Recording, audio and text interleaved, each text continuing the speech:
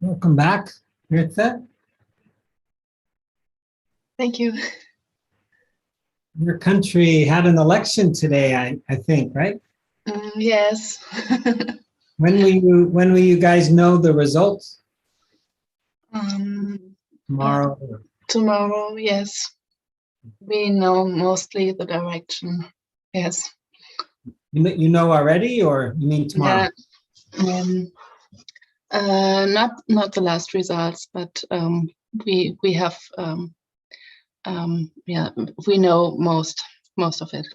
Okay. What party came out on top?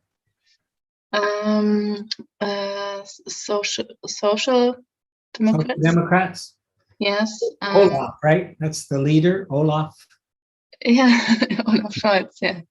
Yes, and the Christian Democrats are close up. And yes, and so if his party, if Social Democrats win, then they get a chance to form a government first, right? yes, they get the chance, but they need two other parties because Yeah.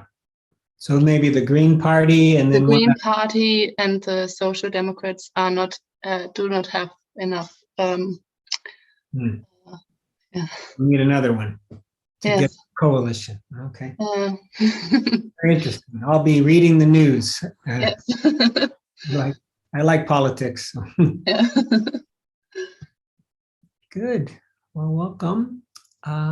Let's see here. I'm going to go to gallery. Hello, Lara. Welcome back.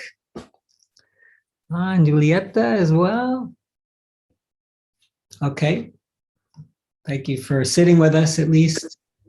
Always nice.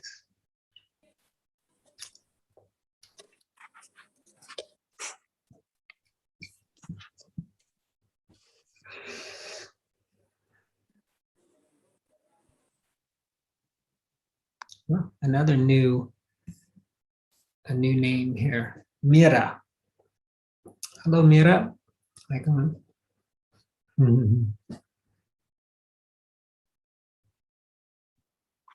Hi. Yes. Sorry. I actually I used to come in person when I lived in Madrid. Okay. Quite a long time ago. Oh, well, welcome back then. Where are you now? Now I'm in Manchester in the UK. Okay. Yeah. Very nice. You are welcome.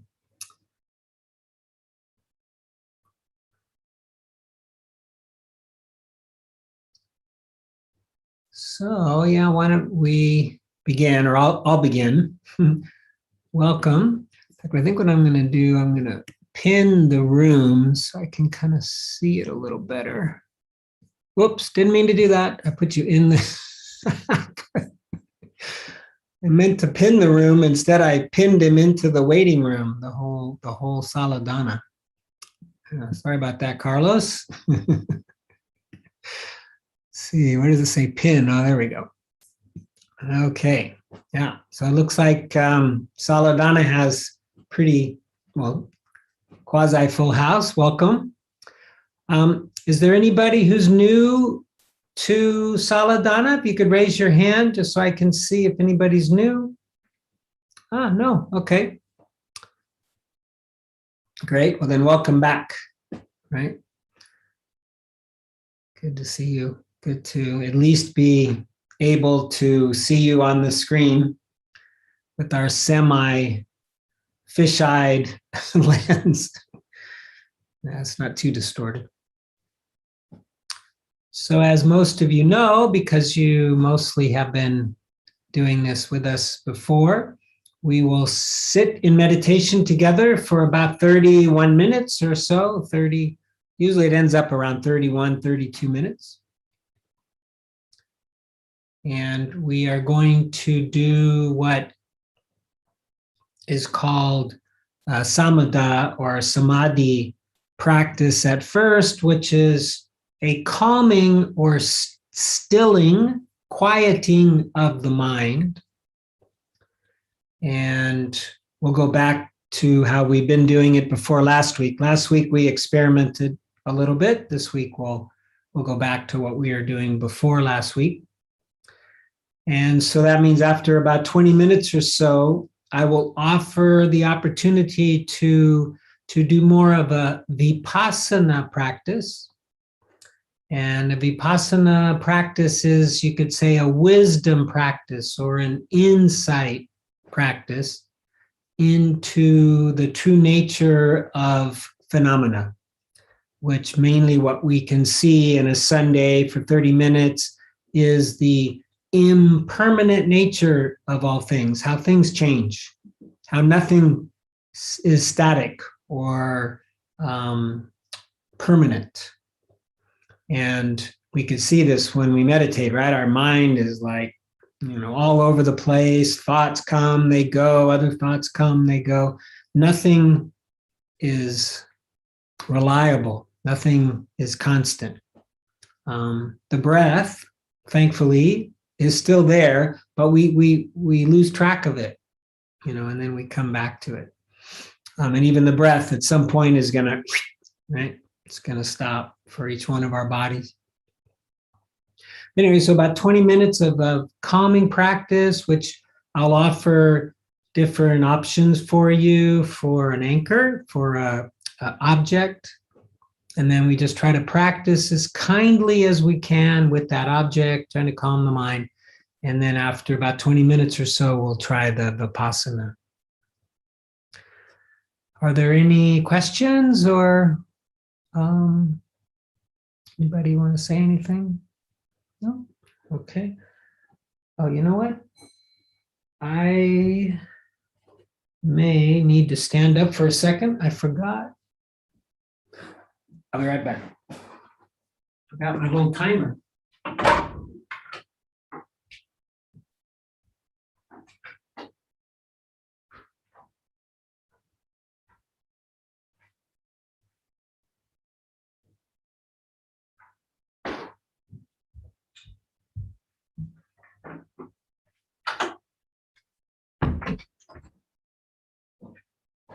Found it.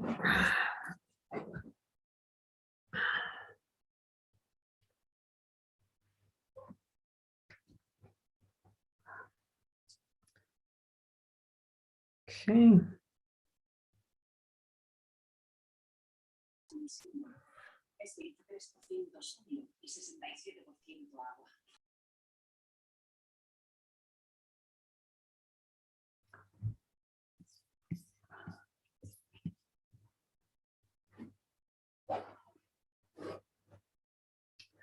Oh, we have another new person, an Annette Rivera. Welcome, Annette. Hi, welcome. Hi. Hi, everybody. Okay, got everybody on mute. Okay, so the first thing we want to do is find a comfortable posture, right? One that you can hopefully maintain for 31 or 2 minutes. And in this practice, we generally close our eyes to help direct the attention inward into our inner life, you might say. For human beings, probably 60% of our sensory input comes through sight. So it can be helpful to close the eyes and eliminate the potential for distraction.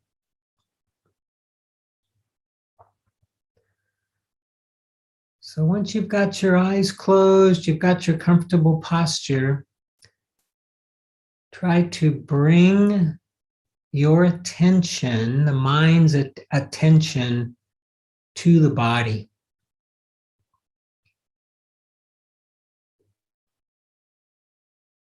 Finding any sensation that might be in the body.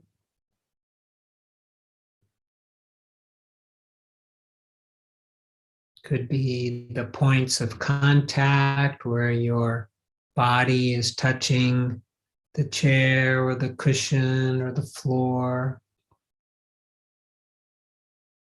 Could be how your legs might be crossed, creating some sensation in the knees maybe, or the lower legs.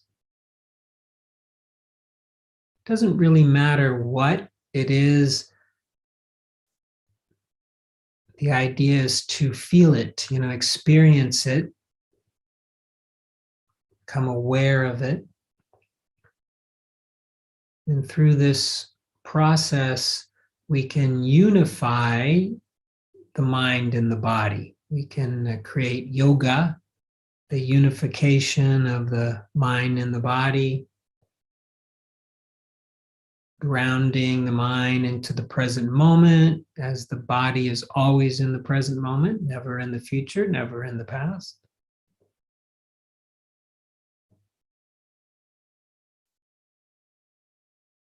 In some practices, we might even feel into the lower part of the body with your attention, the lower part of the gut, even the perineum, like the sit bones, really grounding ourselves into this present moment, into the body.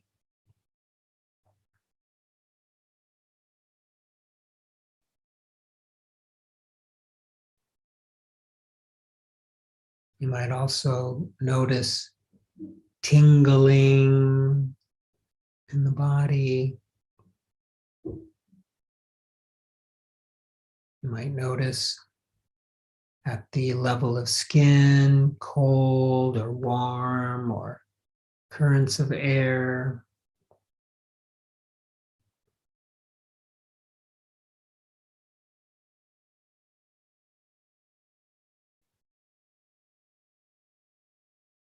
And the more we can embody our awareness, create an embodied presence,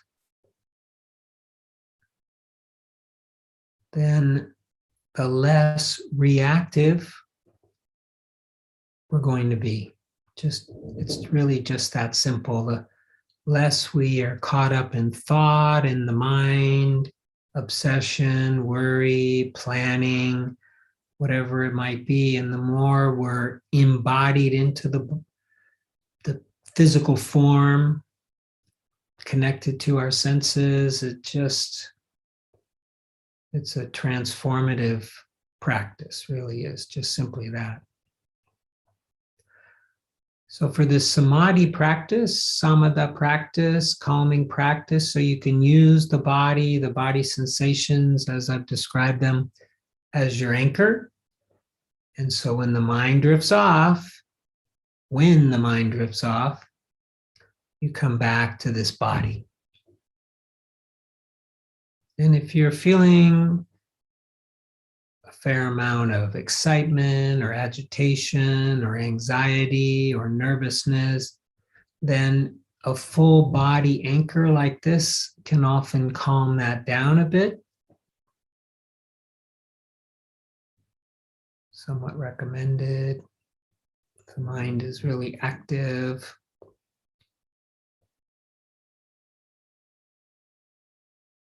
And you can use the breath as an anchor. So we'll talk about the breath now.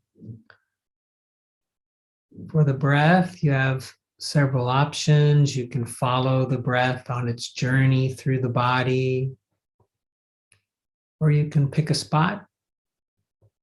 The belly, the movement of the belly, the chest, movement of the chest, or at the nostrils, either in the nostrils or at the tip of the nostrils. The belly is really good also if you're feeling some anxiety, some nervousness, some fear. I recommend following the breath at the belly. If you're feeling some sleepiness, feeling tired, I would go with more narrow focus at the nose.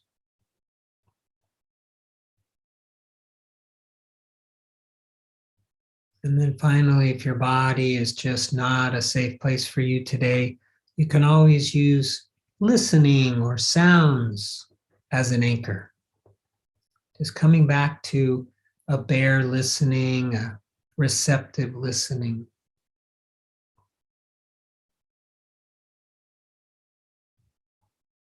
If you can use the breath, you could count exhales up to 5 if that's helpful. You can also use labels. Breathing in, breathing out, breathing in, breathing out, for example. So there's our choices: sitting posture, full body, breath, sounds. And I would just pick one and just try to patiently, kindly, curiously work with that one. See if you can get a little concentrated, calm the mind. Just try to let your worries go. Let them stay outside on the street. They'll be there when you get done.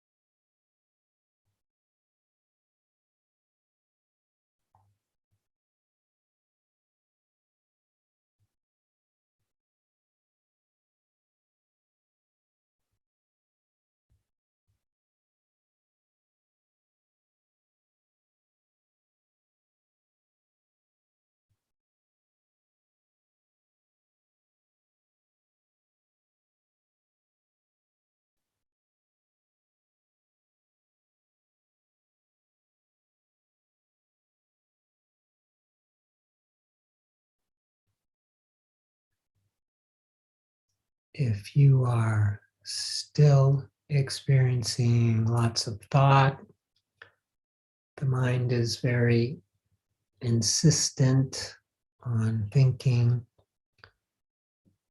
there's a few things you can do to try to loosen it up a bit. If you're using the breath, you might consider dropping down into the body and feeling around to see if you can find any emotion or sensation connected to the thought. Ooh.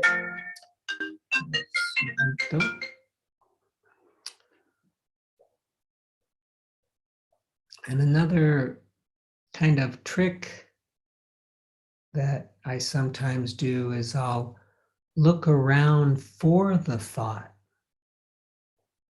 as if I can search through my head cavity, through my head, through the brain, and find any thought.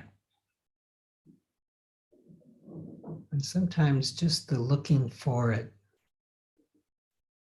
causes it to hide or disappear. And you can just kind of keep your awareness even in the area of the third eye for a little bit, and you might be able to get some time without any thought, and then you can drop back to your anchor, your chosen anchor.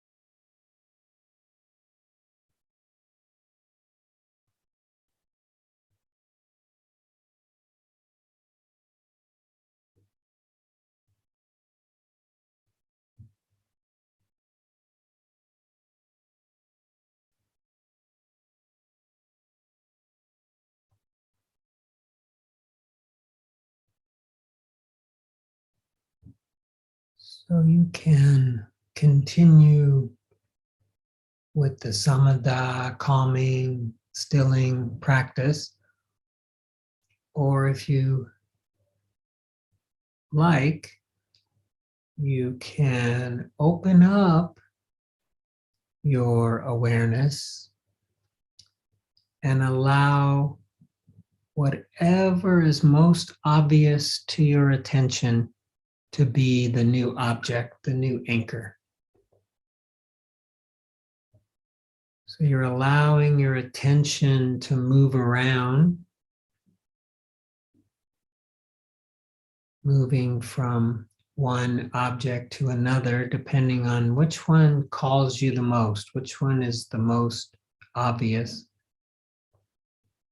And if nothing is more obvious than the breath or the sensations in the body or sounds, depending on what anchor you were using, just go back to the old anchor. But it might and probably will be that your attention will move between these three things and thought, and it'll just move around. And so you can still have a continuity of mindfulness and a continuity of attention plena by just being with whatever arises until it passes away or until something else is more obvious.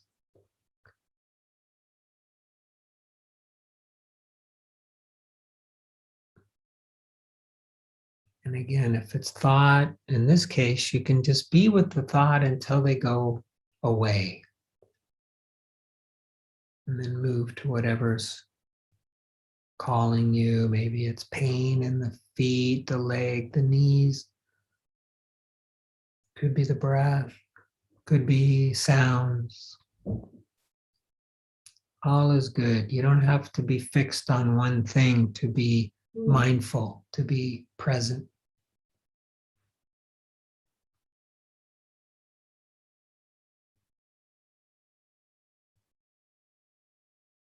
And then in the back of our mind or in our overall consciousness, we're aware of how these things change. How phenomena comes, stays a while, and then goes.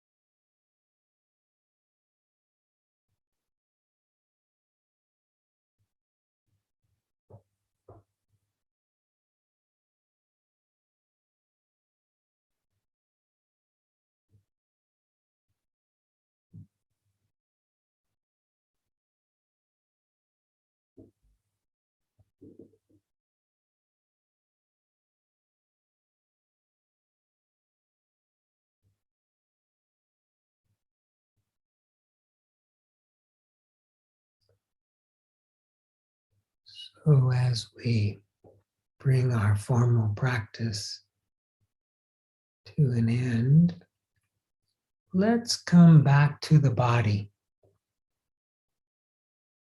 No matter where your mind has been or how this meditation has gone, or what opinions you might have about it, let's just return to the body,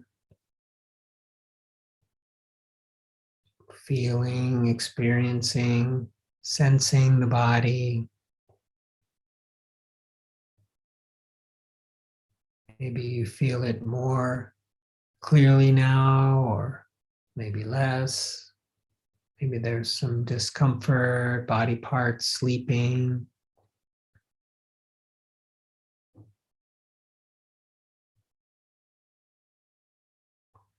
And then if you're willing, if you could bring your attention to your heart space, to the chest area. I often put my hand right there just to feel it.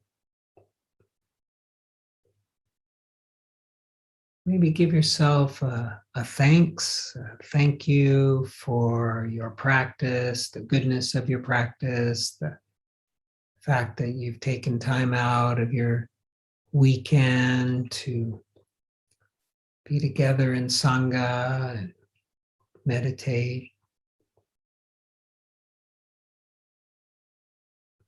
Probably nothing better for our well-being and the well-being of those around us than meditation practice. Then imagining you can take this goodwill, this gratitude, and extending it out to include everybody here in Saladana or on this call or YouTube, offering them goodwill, best wishes, and then extending it out in all directions. Just letting it go, renouncing it. And when you hear the sound of the bell, which I will ring 3 times, just noticing, as always, what comes up, any thoughts, any feelings.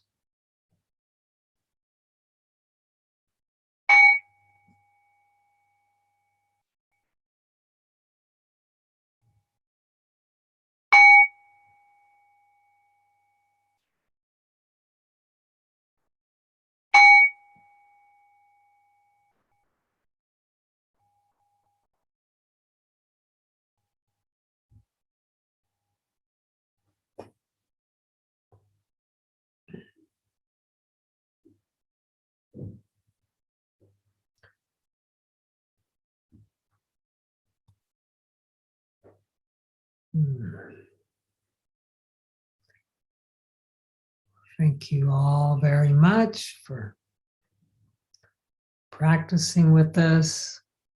I can see stretching your legs. Now's a good time to do that if you need to do that. we'll also hopefully have a chance to do a little walking. Bye, Lara. Thanks for joining us. Little walking meditation. Meanwhile,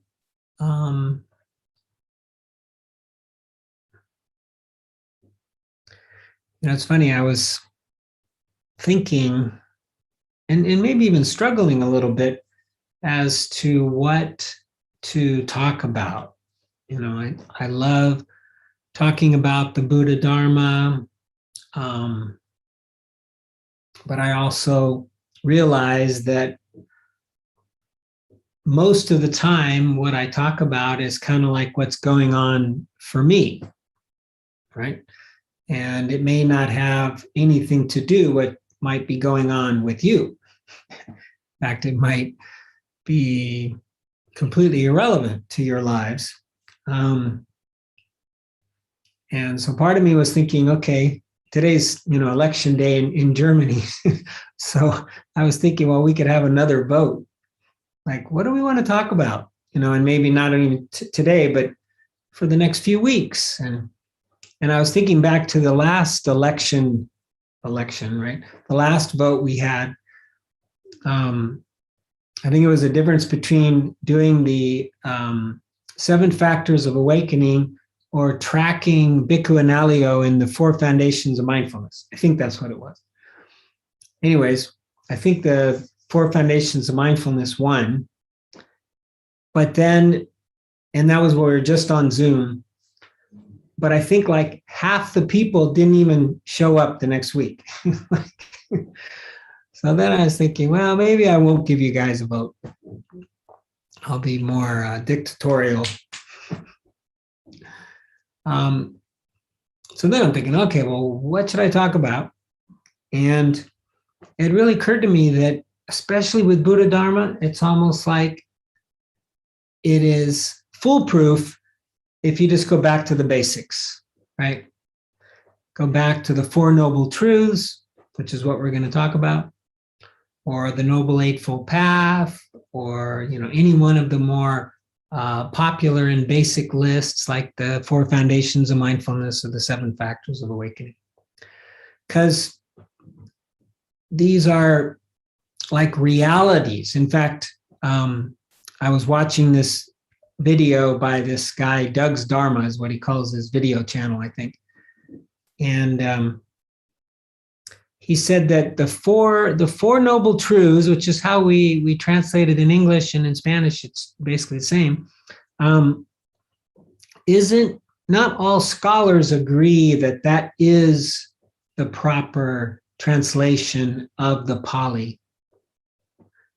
And that the translation would be more like, and I'm just saying this from memory, but it's like the 4 realities for the nobles. Okay? So it's not that the truths themselves are noble, and in this case, he uses a different word, he uses reality, but we have these realities that are for the nobles, and the nobles are really like us. They're people who are on the path, people who are willing to, make the sacrifices, because there is some sacrifice that comes with this path, at least as far as the material world is concerned. And to practice in a more, or live in a more ethical and moral way, in a way where we don't cause harm, or we try not to cause harm.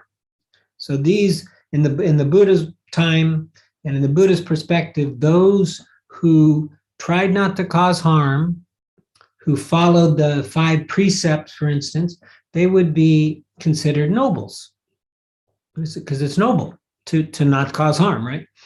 And then these 4 what we call noble truths were our realities. And I kind of like that perspective. And so I'm going to sort of talk about it sort of with that in mind. But what I'll do, just for those of you who are visual, and would like to see it, I'm going to share screen.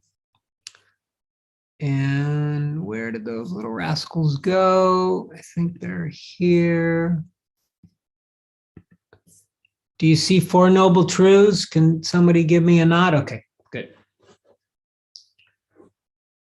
So these are the Four Noble Truths. The first one being the truth of dukkha, or suffering, or as some people call it, let's see, is it dissatisfaction? And I don't even know if I can spell that without, did I spell that right? No, how do you spell it? I love Google for the fact that it will fix my misspellings. Okay. Dissatisfaction. And this also came out of this video that, suffering, that's kind of severe, especially the way we in the West think of suffering. That's like when you have cancer, or you just had a terrible breakup, or, it doesn't necessarily mean that every single day, all the time, we're suffering. But I think we could probably agree that every day there's a little bit of dissatisfaction, right? That every day we don't get everything we want. And every day we get a little something that we don't want, right? So this is a lower bar, you might say, but that's really probably for most scholars like Bhikkhu and Alio, it's a better translation of this Pali word, Sanskrit word, dukkha. Dukkha. So this is a truth or a reality that part of having a human experience is that we experience dukkha, dissatisfaction. So the second reality, or the second truth, is that the cause of this dukkha is this Pali word called tanha, which means craving. Craving. We want. I want more, or I want different, or even the I don't want, which is just another form of wanting. I want it different. And then there's the third reality, or noble truth, is that there is a cessation of dukkha, that we can, in fact, reach a point where we're not suffering.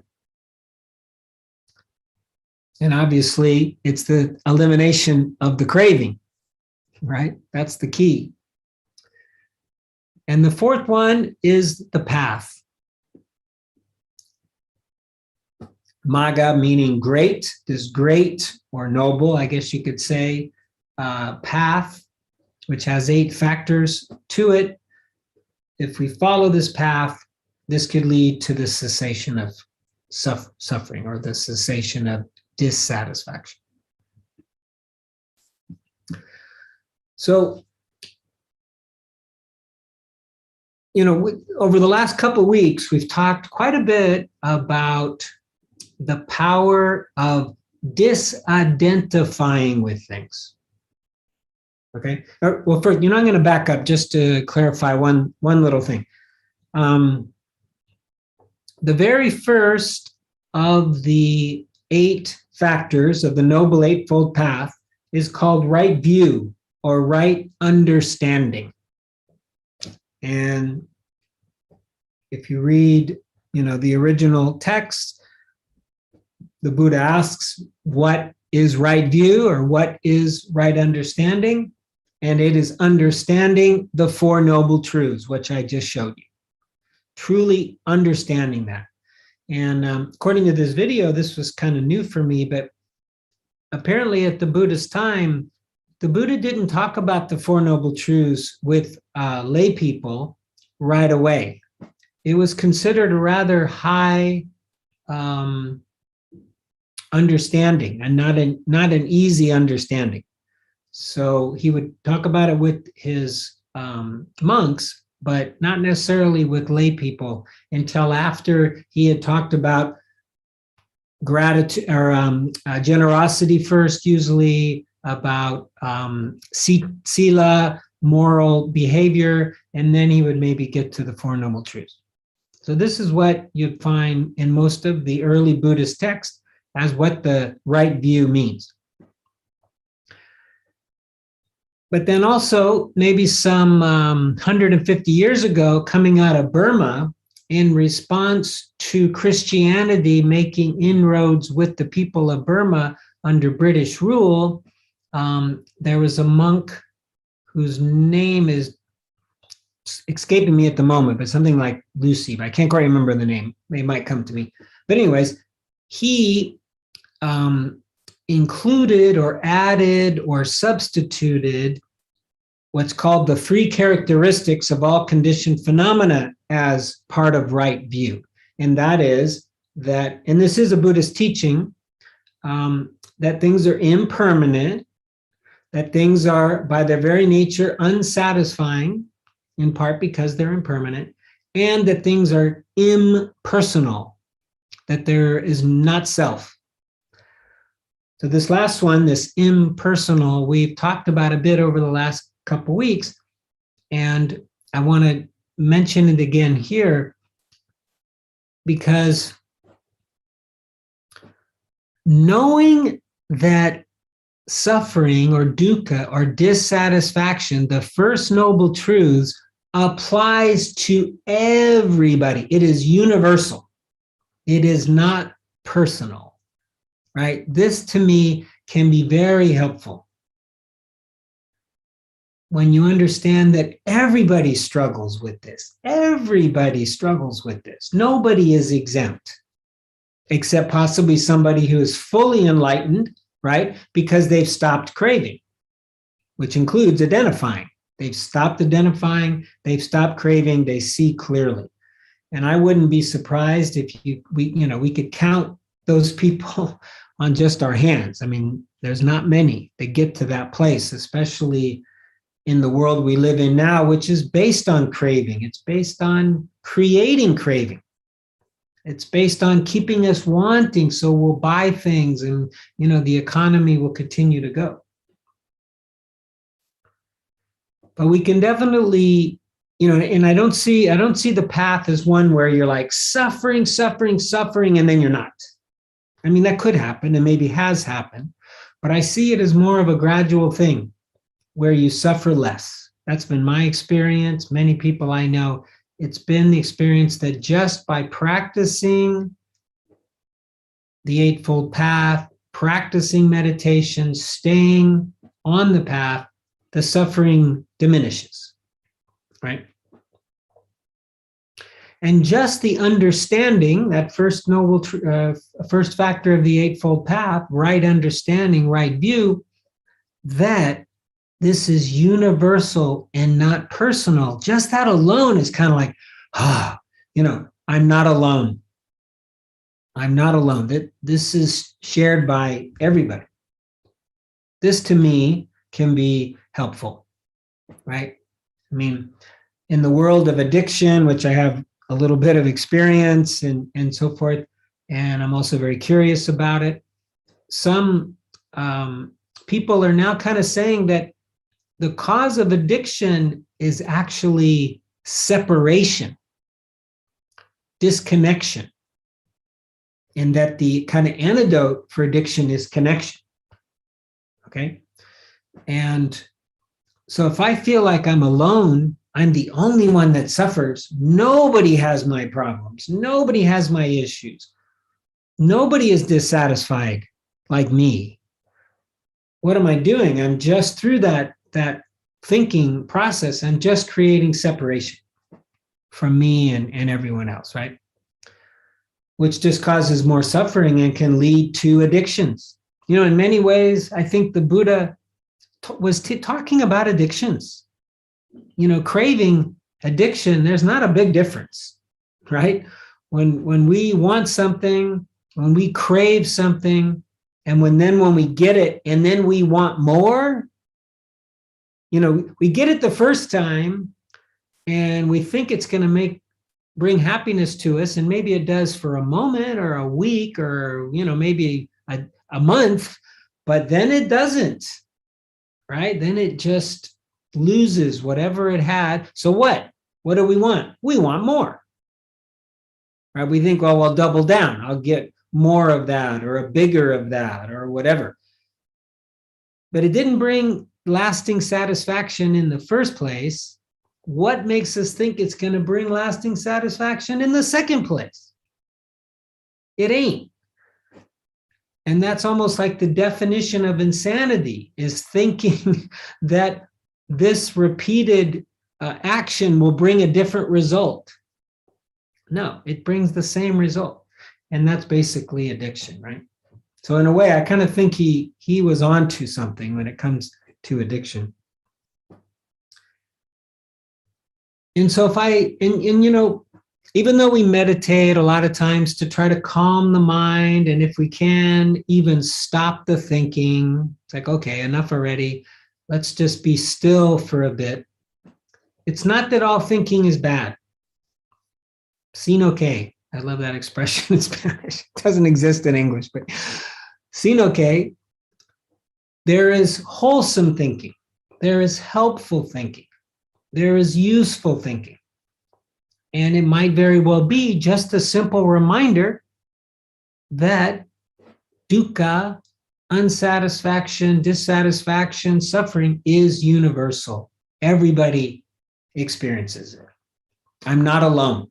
You are not alone. We are not alone.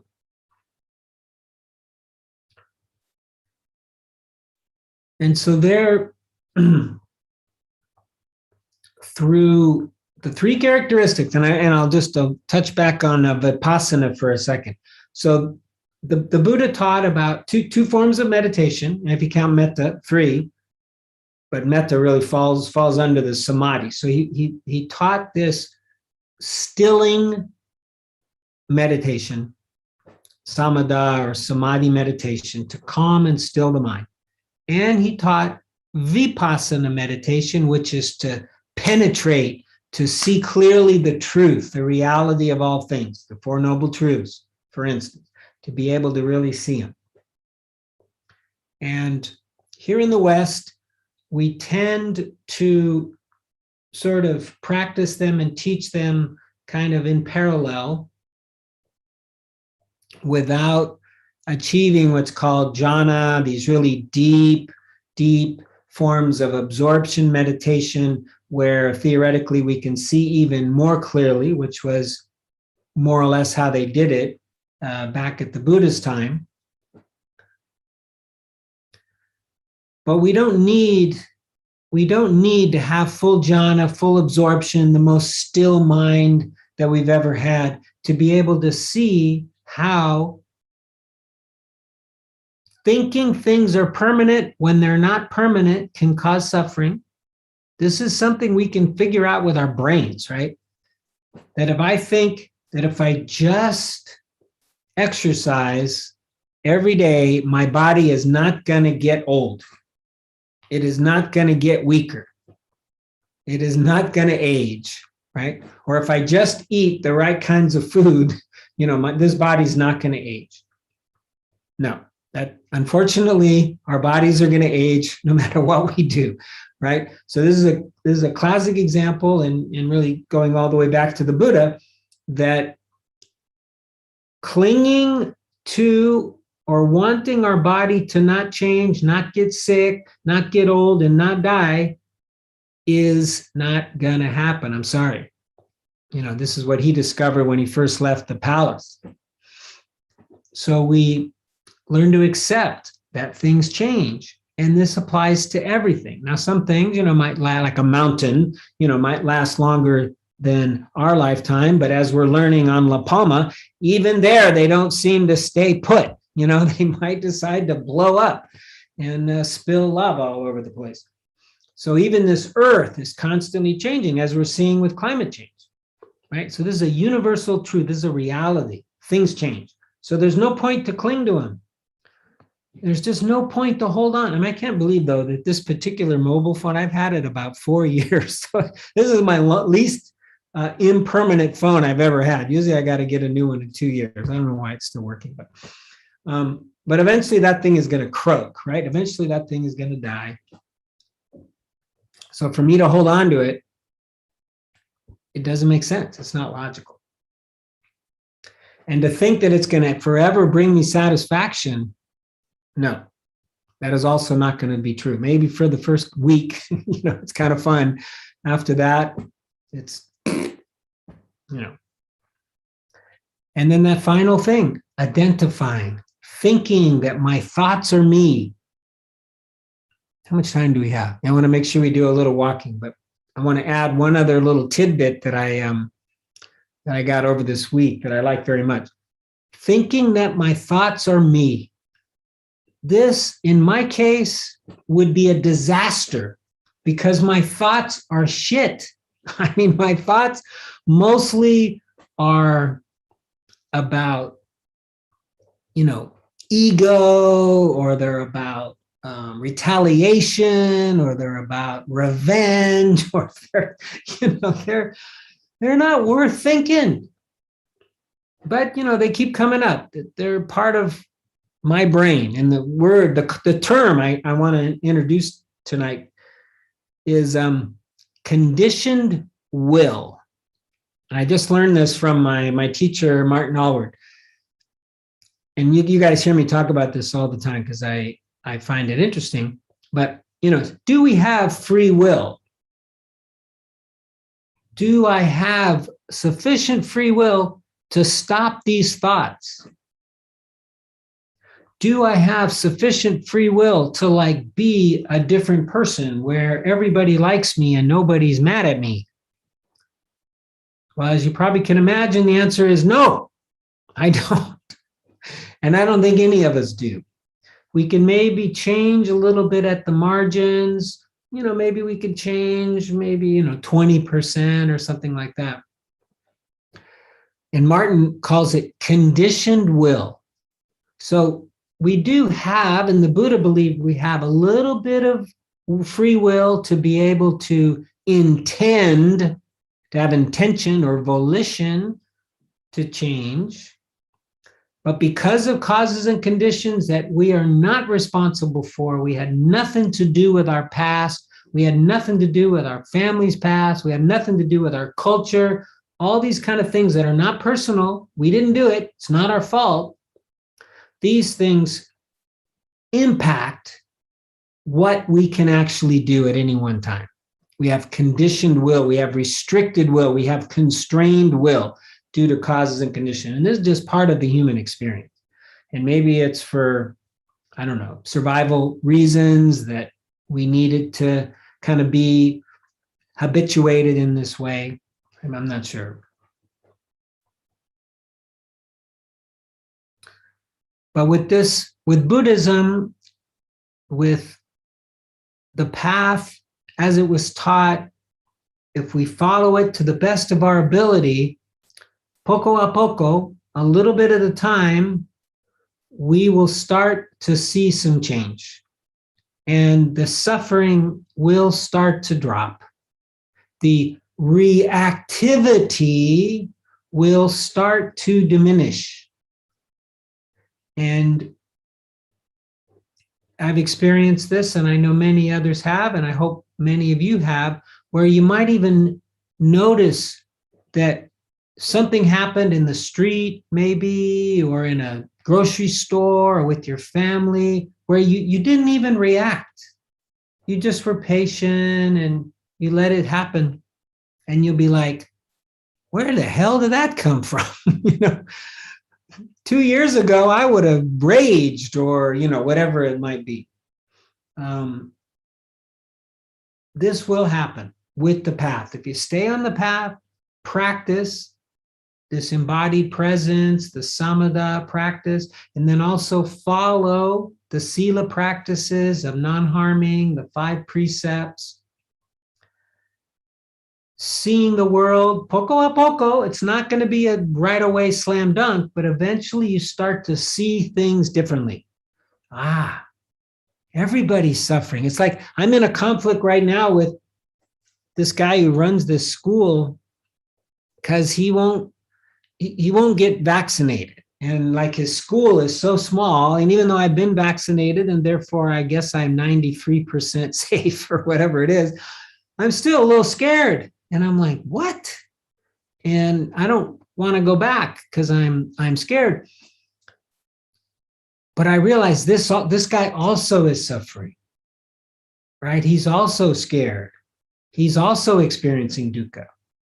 And this creates some compassion and some allowance to, not overreact. Anyways, I'm going to stop there. That was a lot of words. I love talking about it, though I can really get into it. Is there anybody, though, who has a question or a comment in Saladana or maybe in the Zoom room?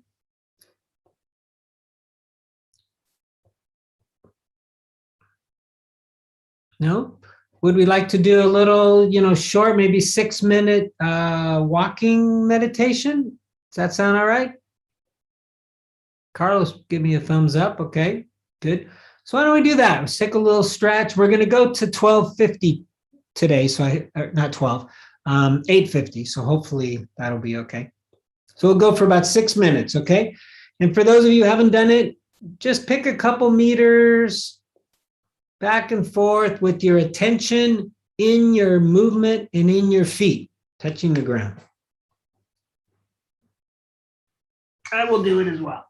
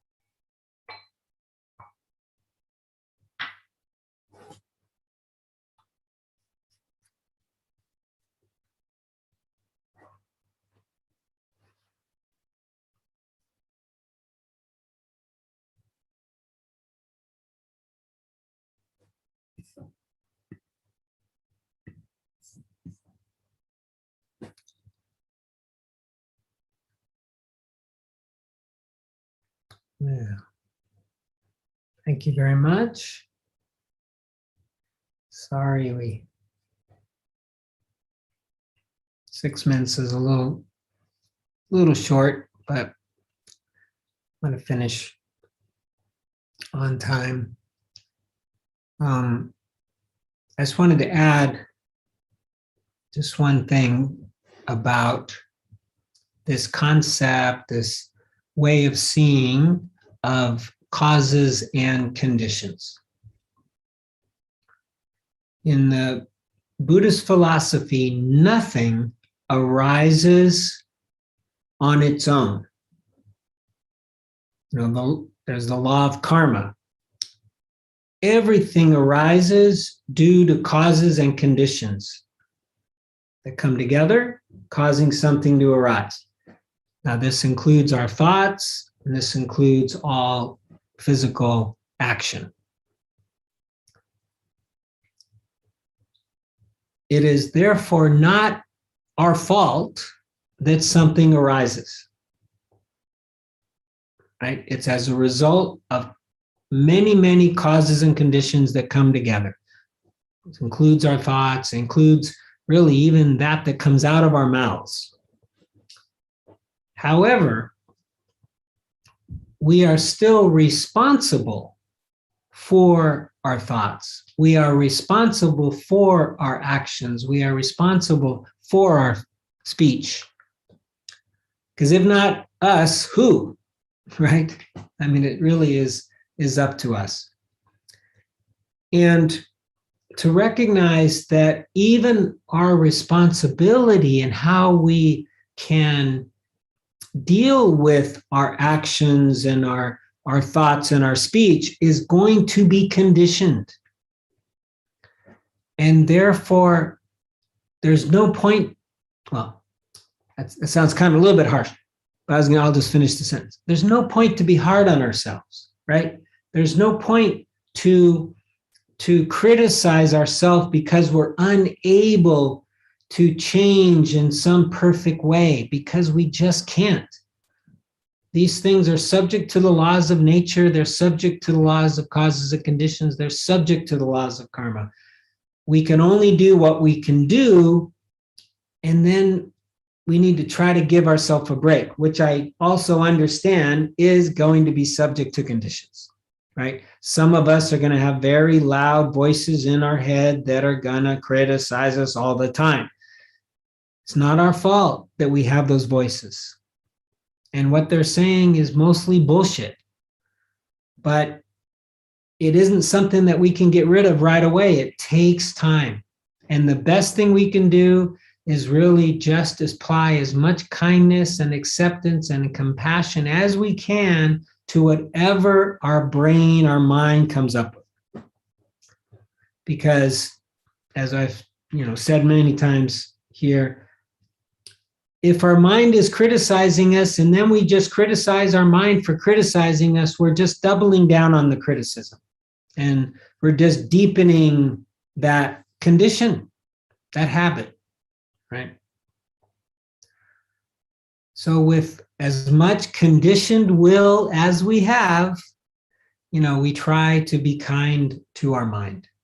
Treat it like a little baby, a little puppy, as best as we can. And I assure you, over time, those voices, those, autocritica, that self-criticism will diminish. It will diminish. It's not our fault, but it is our responsibility, because there's really nobody else that can do it for us, right? We gotta take charge. Anyways, before we do a quick metta meditation, is there anybody who would like to say something or?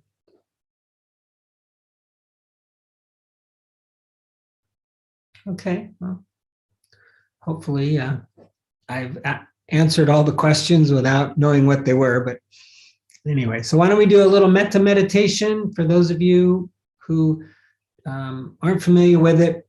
Well, I'll just be saying some phrases, some wishes, and you can repeat them mentally, trying to radiate like we did at the end of the first practice from our heart center, heart space, goodwill. We're trying to radiate goodwill.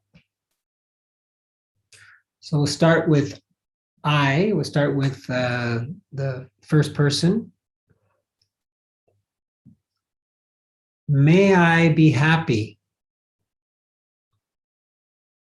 May I be happy. So you can just say this to yourself. See how that is for you as well. Stay connected to the body. May I be happy. May I be well.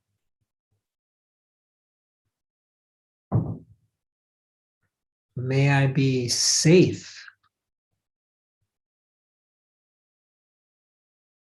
And may I live with ease. May life be easy.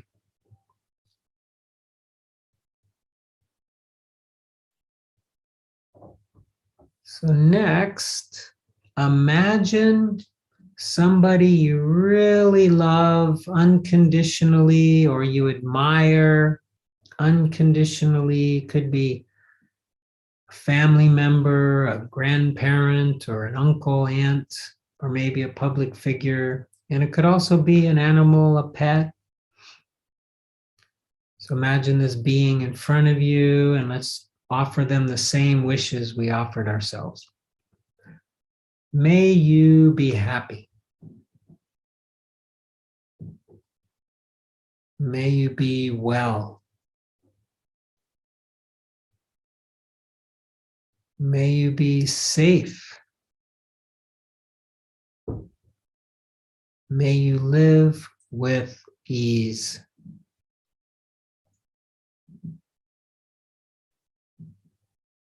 And now let's do a difficult person.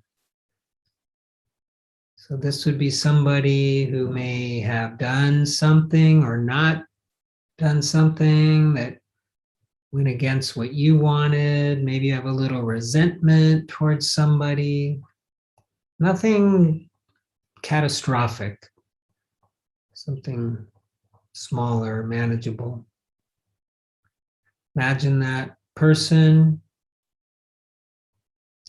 May you be happy.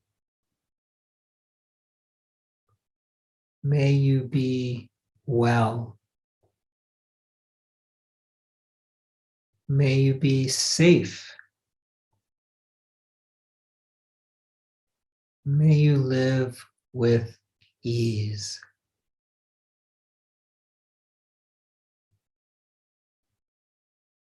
Just feeling that in the body. And now all beings in all directions without exception, may all beings be happy. May all beings be well.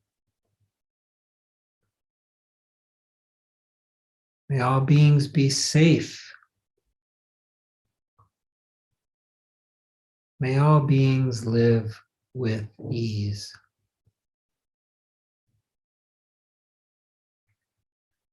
And then finally, to end our session today in the spirit of renunciation, of letting go, We offer up the teachings, our Sangha or community, our Buddha nature.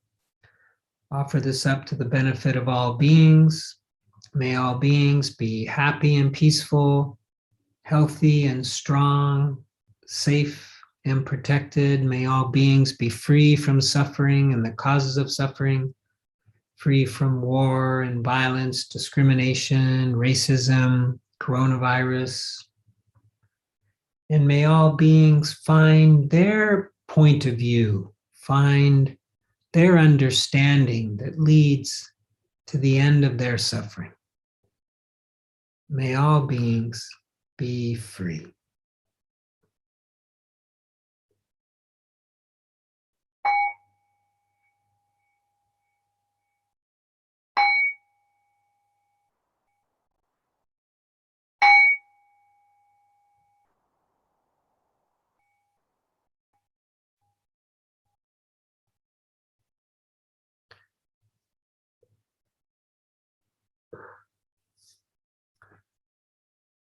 Thank you all very much. Thank you for showing up and keeping me connected to Madrid and to Saladana and to the teachings. That's probably been the biggest benefit for me, is that I get to stay close to these teachings because I need them. I'll be honest. I'd be lost without them, quite frankly. Just a couple announcements. I mean, I'm so excited that it sounds like COVID restrictions are loosening up, if not, I don't know, disappearing practically in Madrid. So at Saladana, we're increasing the aforo. Now we'll have 25 potentially if that happens, but we could. And then we have classes now, I think every day of the week, there's something going on at Saladana. And so check the website, saladana.org, for the calendar. But I'm very happy to see that. And I think there'll even be a couple new morning yoga classes from Isabel Ward that will start in October. And yeah, I guess that's it on that. I'll be here next week. Again, well, like Zoom, unfortunately, another month. I'm going to try to hang in there, keep doing it this way. Let me think. Oh, Dana. I often talk about Dana, and I will mention it real quick that this is how we're trying to, do Saladana as generosity, offer the teachings freely, and then give people an opportunity to also practice generosity. You can make a financial donation in one of the boxes. When I'm teaching, I prefer just the Saladana box, so it can go to the gastos, the expenses of the hall. But when other people are teaching, please consider the box for teachers.